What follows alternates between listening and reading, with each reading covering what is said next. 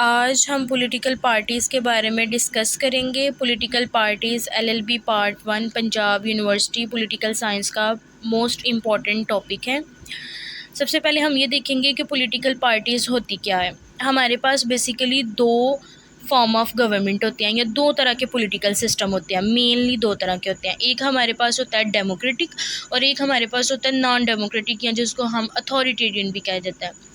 अच्छा, अब जो डेमोक्रेटिक फॉर्म ऑफ गवर्नमेंट है या डेमोक्रेटिक पॉलिटिकल सिस्टम है, इसमें जो गवर्नमेंटल पावर होती है वो लोगों के सिलेक्ट किए हुए रिप्रेजेंटेटिव्स के पास होती है। गवर्नमेंट में सिर्फ वही लोग होते हैं जिन्हें लोगों ने खुद सिलेक्ट किया होता है, और ये जो लोग होते हैं, ये रिप्रेजेंटेटिव्स जो होते हैं वो इलेक्शन के ज़रिए चुने जाते हैं। पॉलिटिकल पार्टीज़ बेसिकली सोसाइटी में मौजूद लोगों का ग्रुप होता है, ऑर्गेनाइज्ड लोगों का ग्रुप होता है, और ये ऐसे लोगों का ग्रुप होता है जिनका अल्टीमेट गोल या जिनकी फ़र्स्ट प्रायोरिटी ये होती है कि उनको गवर्नमेंटल पावर को एक्वायर करना है, उन्होंने लोगों के ऊपर हुकूमत करनी है। अब ये किस तरह से गवर्नमेंटल पावर को एक्वायर करते हैं, ये थ्रू इलेक्शन करते हैं। अब हमारे पास हर डेमोक्रेटिक पॉलिटिकल सिस्टम में डिफरेंट पॉलिटिकल पार्टीज़ होती हैं डिफरेंट नेम से। हर पॉलिटिकल पार्टी अपने कैंडिडेट्स को नॉमिनेट करती है और उनको इलेक्शन कॉन्टेस्ट करवाती है। वो जो नॉमिनेटेड कैंडिडेट होता है वो अपनी पार्टी के या अपने पार्टी के लोगों को यूज़ करता है, उसके नेम को यूज़ करता है, उसके बिहाफ के ऊपर वो इलेक्शन लड़ता है। जिस पॉलिटिकल पार्टी के कैंडिडेट्स को या जिस पॉलिटिकल पार्टी के सबसे ज़्यादा कैंडिडेट्स जो हैं वो सक्सेस करते हैं इलेक्शन में, वो वाली पॉलिटिकल पार्टी गवर्नमेंट बनाने में कामयाब हो जाती है। क्योंकि लोगों का हमारे पास जो डेमोक्रेटिक फॉर्म ऑफ गवर्नमेंट है वो बेसिकली है ही लोगों की गवर्नमेंट, कि लोग खुद से सिलेक्ट करते हैं कि वो किसको चाहते हैं कि वो इनके ऊपर हुकूमत करे। तो इसी तरह जिसको वो सबसे ज़्यादा वोट देंगे वही वाली पार्टी इनके ऊपर हुकूमत करेगी या मुल्क के ऊपर हुकूमत बनाएगी। अब जो पॉलिटिकल पार्टीज़ हैं वो बेसिकली डेमोक्रेटिक और नॉन डेमोक्रेटिक दोनों फॉर्म ऑफ गवर्नमेंट में पाई जाती हैं, लेकिन इसका ज़्यादातर काम, मोस्ट प्रोमिनेंट वर्क जो होता है ना, इसका डेमोक्रेटिक फॉर्म ऑफ गवर्नमेंट में होता है। क्योंकि जो अथॉरिटेरियन में होता है उसमें पावर जो होती है वो सिंगल पर्सन के पास होती है, उसकी मर्ज़ी होती है वो आगे से नॉमिनेट कोई अपना कोई कैंडिडेट नॉमिनेट करे ना करे। लेकिन जो डेमोक्रेटिक फॉर्म ऑफ गवर्नमेंट है, ज़ाहिर है इसमें पावर लोगों के पास होती है, लोगों ने ही अपने रिप्रेजेंटेटिव इलेक्ट करने होते हैं। उसके बाद ऐसा वो ये कह रहे हैं कि ऐसा तसव्वुर किया जाता है कि जो पॉलिटिकल पार्टीज़ हैं किसी भी डेमोक्रेटिक सिस्टम को रियल बनाने में ये बहुत ज़्यादा अहम किरदार अदा करती हैं। पॉलिटिकल पार्टीज़ बहुत ज़्यादा फंक्शंस परफॉर्म करती हैं किसी भी पॉलिटिकल सिस्टम में। सबसे पहला फंक्शंस तो ये हो जाएगा ना कि ये एक प्लेटफॉर्म प्रोवाइड करती हैं जहाँ पे वो अपने जो वोटर्स होते हैं उनको एक प्लेटफॉर्म देते हैं कि वो ये सिलेक्ट कर सकें कि वो किसको चाहते हैं कि वो गवर्नमेंट में आए और किसको चाहते हैं कि वो गवर्नमेंट में ना आए। उसके बाद हमारे पास ये होता है कि जो पॉलिटिकल पार्टीज़ हैं वो पब्लिक पॉलिसीज़ को शेप करती हैं। उसके अलावा ये पॉलिटिकल पार्टीज़ जब इलेक्शन विन कर जाती हैं उसके बाद ये लॉ मेकिंग के रोल परफॉर्म करती हैं, लेजिस्लेशन का काम करती हैं। ये सारी जो कंट्री के ऊपर जितने भी मेजर वर्क होते हैं, फिर वो जो पॉलिटिकल पार्टी इलेक्शन विन की होती है वो सारे परफॉर्म करती है। इसके अलावा पॉलिटिकल पार्टी का सबसे मेन इम्पॉर्टेंट फंक्शन ये भी होता है कि ये गवर्नमेंट और जो पब्लिक होती है इसके दरमियान एक ब्रिज का काम करती है। लोग जो हैं वो डायरेक्टली अपनी बात हुकूमत तक नहीं पहुंचा सकते, और जो पॉलिटिकल पार्टीज़ के कैंडिडेट्स होते हैं ये एज अ ब्रिज काम करते हैं। अब उसके बाद मूव ऑन करते हैं डेफिनेशन की तरफ। हमारे पास डेफिनेशन आ जाएगी रॉबर्ट ढाल के मुताबिक, वही वाली दोबारा से बात आ जाएगी कि पॉलिटिकल पार्टी एक ऑर्गेनाइज्ड ग्रुप ऑफ पीपल है जिनके कुछ कॉमन इंटरेस्ट होते हैं, और वो गवर्नमेंटल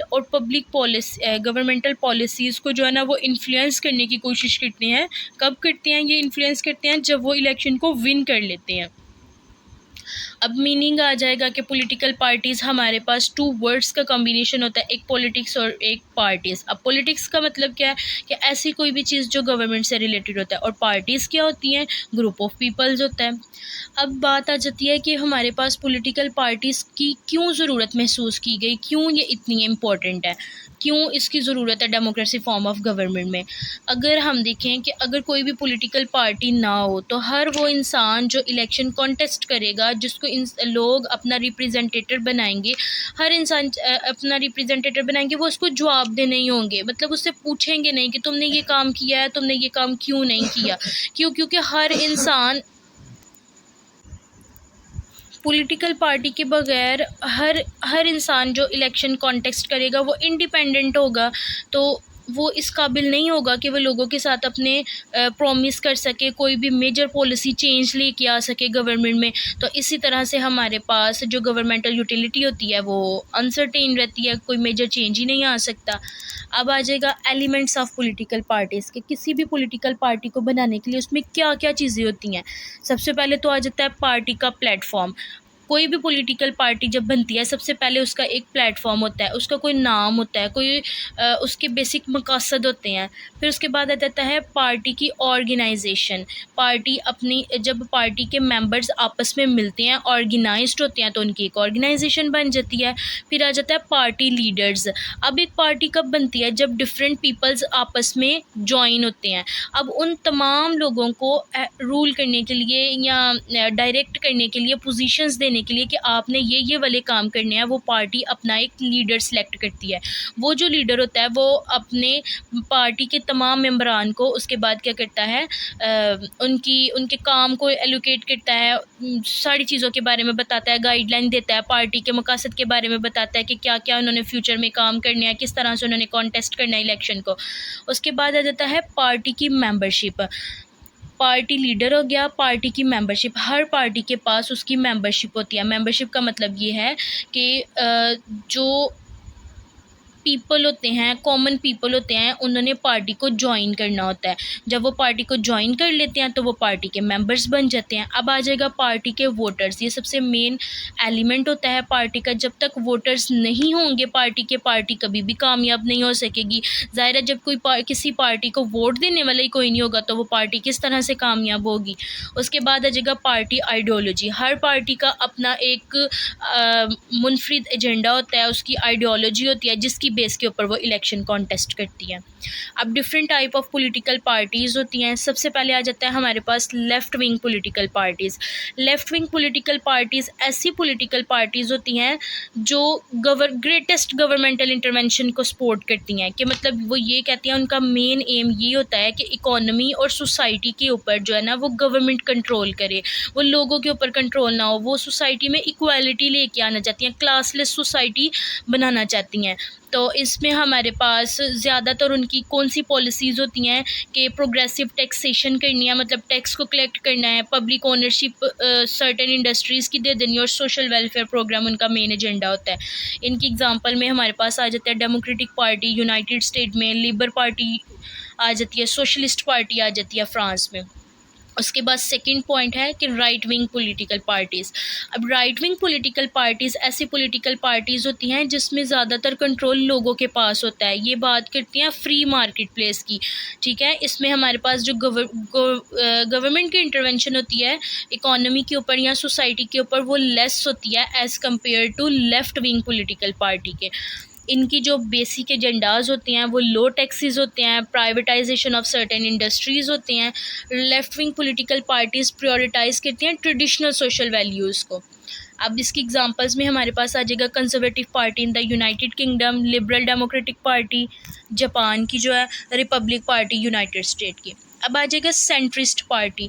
ऐसी पॉलिटिकल पार्टी जो हमारे पास लेफ़्ट विंग और राइट विंग के इंटरमीडिएट लाई करती है, उसको हम कहते हैं सेंट्रिस्ट पार्टी। मतलब ये थोड़े से एलिमेंट्स जो होते हैं वो लेफ़्ट विंग के लेती है और थोड़े से एलिमेंट जो है वो राइट विंग के लेती है। तो ऐसी पार्टी को हम कहते हैं सेंट्रिस्ट पॉलिटिकल पार्टीज़। इसकी एग्जांपल्स में हमारे पास आ जाएगा यूनाइटेड स्टेट की डेमोक्रेटिक पार्टी आ जाएगी, कनाडा में लिबरल पार्टी आ जाएगी, जर्मनी में क्रिश्चियन डेमोक्रेटिक यूनियन आ जाएगा।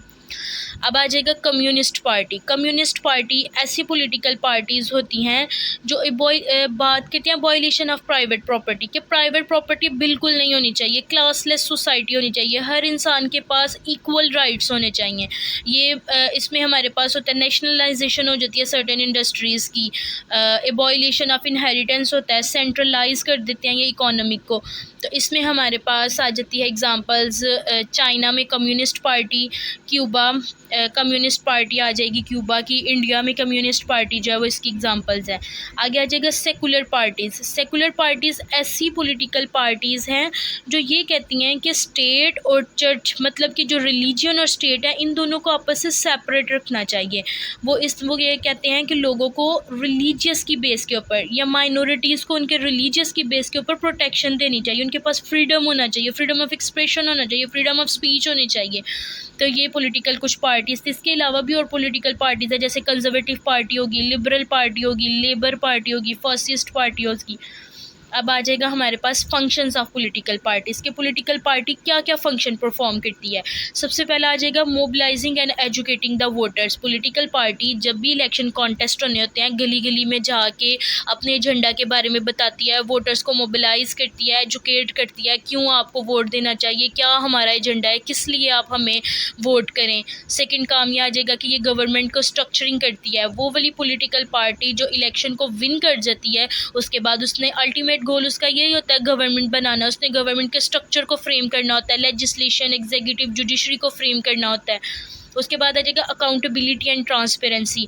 अब हर पॉलिटिकल पार्टी तो गवर्नमेंट नहीं बना सकेगी, तो वो वाली पॉलिटिकल पार्टीज़ जो अपोजिशन में आ जाती है, वो गवर्नमेंट में आने वाली पॉलिटिकल पार्टी के ऊपर अकाउंटेबिलिटी और ट्रांसपेरेंसी रखती है कि आया ये अपना काम बिल्कुल ठीक तरीके से कर रही है, अगर नहीं कर रही तो वो उसके खिलाफ एहतजाज भी करती है, जो भी वो तरीके इख्तियार करती है। Relation between citizen and government. Political party का जो मेजर फंक्शन है वो यही है कि वो गवर्नमेंट और सिटीज़न के दरमियान रिलेशन कायम करते हैं। अब ज़ाहिर है हर इंसान तो गवर्नमेंट तक डायरेक्ट अपनी बात नहीं पहुंचा सकता, तो पॉलिटिकल पार्टीज़ के जो कैंडिडेट्स होते हैं, जिनको वो नॉमिनेट करते हैं, वो लोगों और गवर्नमेंट के दरमियान एक ब्रिज का काम करते हैं।